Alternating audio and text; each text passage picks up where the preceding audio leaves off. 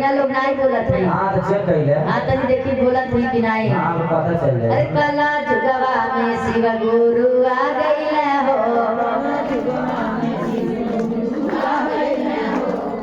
सबसे बढ़िया सबसे तेज हमारे बाबा बोलत है भाई। हां अकेला भारी पड़ा था। हां सबसे अकेला भारी पड़त है एकदम बढ़िया बोलत हूं। हां और सावता कला जुगवा में शिव गुरु आ गइले हो। कला जुगवा में शिव गुरु आ गइले। जग करता मालिक। ये देखी जग करता मालिक। देखी भाव भक्ति भजन ऐसे नहीं हो पावला भगवान की कृपा होला। सही बात है। तब भाव भक्ति भजन द्वारे पे होला। तो बड़ा सौभाग्य बड़ा भाग्यशाली बने कि भगवान भोलेनाथ के भजन कीर्तन अपने द्वारी पे करावतनी। यही बहाने भगवान के भजन हो जाता भगवान के गुणगान हो जाता। देखिए जीवन में कोई समय नहीं मिल पावाला। सही बात है। काम काज पूरा जीवन खत्म नहीं होए वाला बा। इंसान भले खत्म हो जाए लेकिन जो काम काज है ये खत्म नहीं होए वाला बा। जय हो। आपकी तरफ से 1 रुपये से आशीर्वाद भगवान भोलेनाथ की कृपा मैया रानी के आशीर्वाद आपको के ऊपर बनल है आपके पूरा परिवार के ऊपर जीव जानवर भगवान भोलेनाथ बनल रहे। त आई मीठा मीठा ताली के साथ सभे मिल के कहे के बा कैसे हो तनी बात मेरे गुरु बहना लोग बोला जाए तनी आप लोग रुकल रह जाए। अरे कला जुगवा में शिव गुरु आ गइले हो। इतना गुरु बहना लोग हमरे बोलत है लेकिन ऐसा लगा तो कई दिन के भूखाई है। आपका झगड़ा कर अरे हमरे गुरु बहना कहते हैं तुम माइक ले ले हम माइक सही बात कर ले लेकिन हमरे गुरु बहना के को बात बताई खासियत आपका झगड़ा हुए लगे एक गुरु बहना काफी रही है यहाँ से रोडे सुनाई है कि नहीं। बोली शंकर भगवान की और आई मीठा मीठा ताली के साथ सब लोग मिल के कह जाए।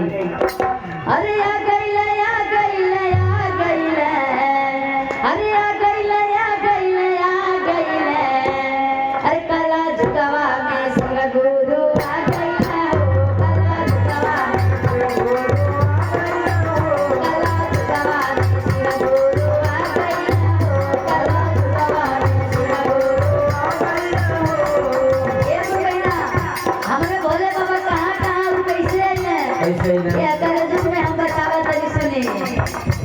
अरे गंगा में आइले हो जमुना में आइले गंगा में आइले हो जमुना में आइले गंगा में आइले हो जमुना में सरजू में आके समा गइले। अरे सरजू में आके समा गइले। कला जुगवा में शिव गुरु आ गइले हो। कला जुगवा में शिव गुरु आ गइले हो। कला जुगवा में शिव गुरु आ गइले हो। कला जुगवा में शिव गुरु आ गइले हो। और कहाइले बुढ़ैना बागों में आइले हो फूलों में आइले बागों में आइले हो फूलों में आइले बागों में आइले हो फूलों में आइले बागों में आइले हो फूलों में आइले। कलियों में आके समा गइले।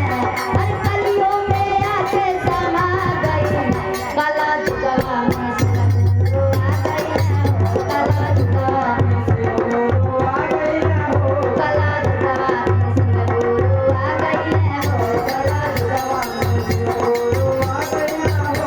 इतने ना ये गुरु बहना हमरे भोले बौरावा कहाँ आइले हम भक्तन के ऊपर कृपा बनावे आशीर्वाद बनावे।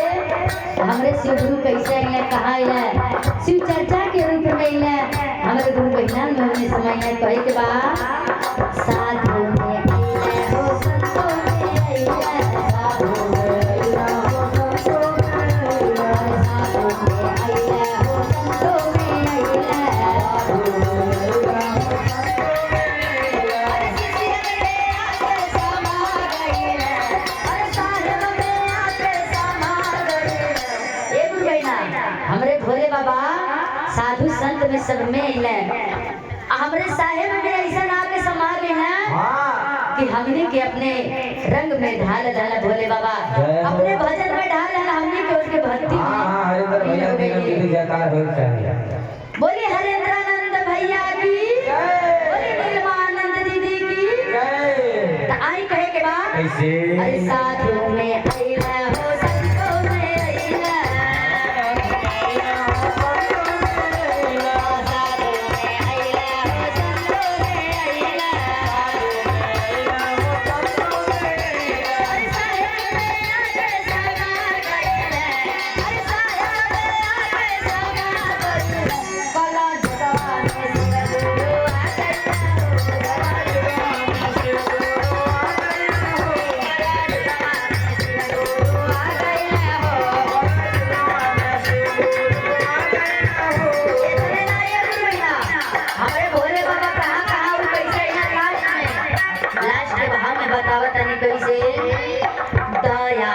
गई है